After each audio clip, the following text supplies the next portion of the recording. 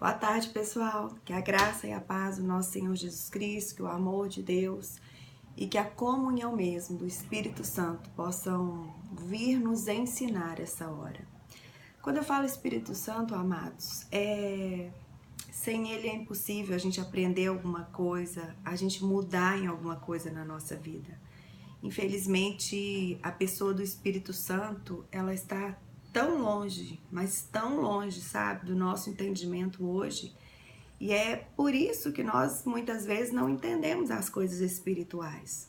O Senhor Jesus Cristo disse que quando ele subisse ao céu, ele não ia deixar a gente sozinho, não, mas ele ia enviar para nós o Consolador, aquele que estaria conosco todos os dias da nossa vida, aquele que nos ensinaria, que nos exortaria, sabe, que nos confortaria.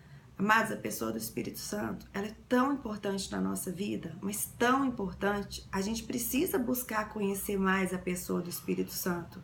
E ela é alimentada dentro de nós pela palavra de Deus, sabe? Efésios, quando Paulo escreve para os Efésios, ali no capítulo 6, se eu não me engano, versículo 17, ele diz assim que a espada a qual o Espírito Santo luta, ele trabalha, é a palavra de Deus.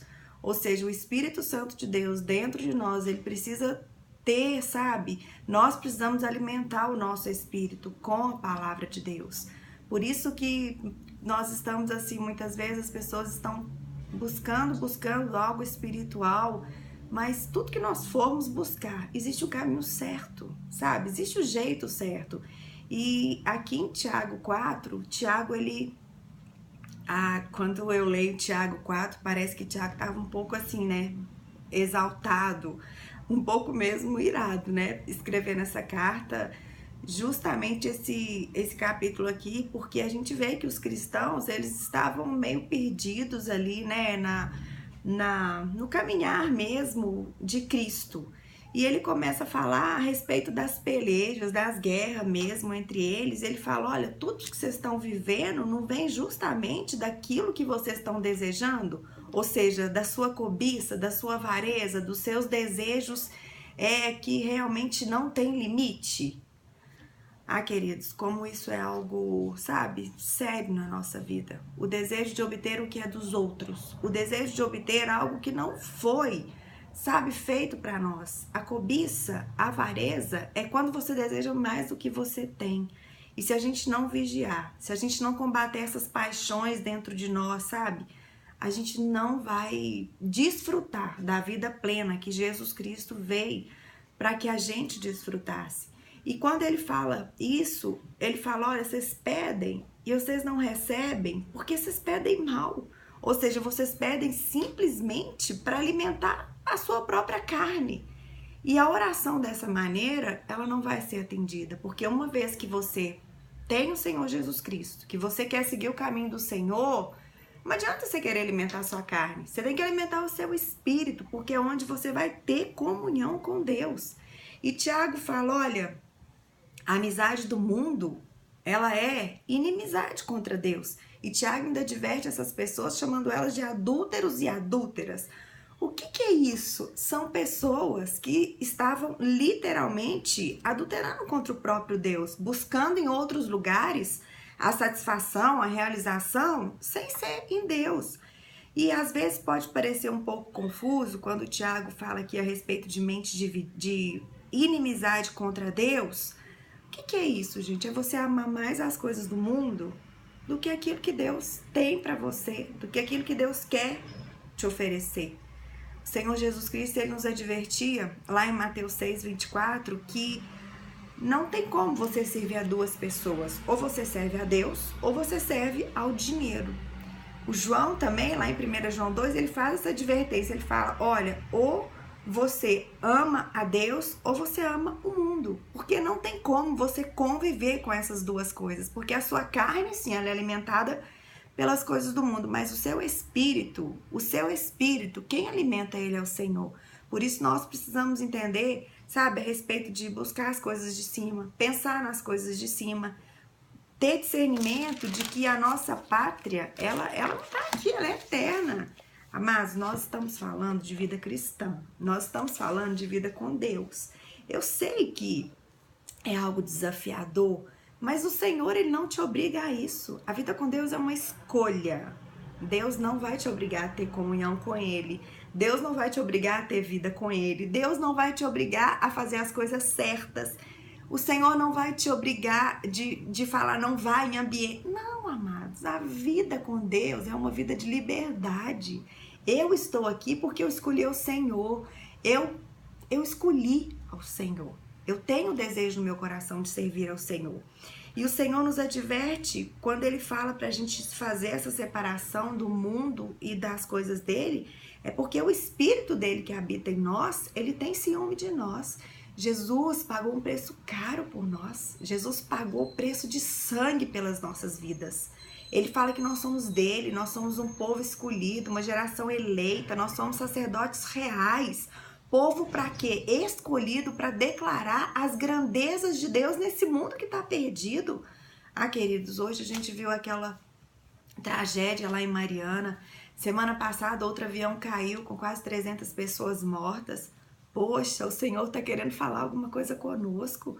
O Senhor está dizendo para nós, abre os seus olhos, sabe? Abra seus olhos espirituais, sujeita a mim, sabe? Se prostra diante de mim. E aqui Tiago fala, sujeitai-vos, pois, a Deus, resisti ao diabo, e ele fugirá de vós. Queridos, Deus dá graça aos humildes, mas Deus resiste ao soberbo. Se você quiser ter uma vida dupla com Deus, você não vai ter comunhão com Deus.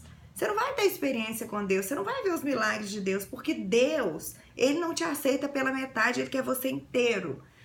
E no 8, Tiago fala assim, chegai-vos a Deus, e Ele se achegará a vós. Limpai as mãos, pecadores, e vós de duplo ânimo, purificai o coração.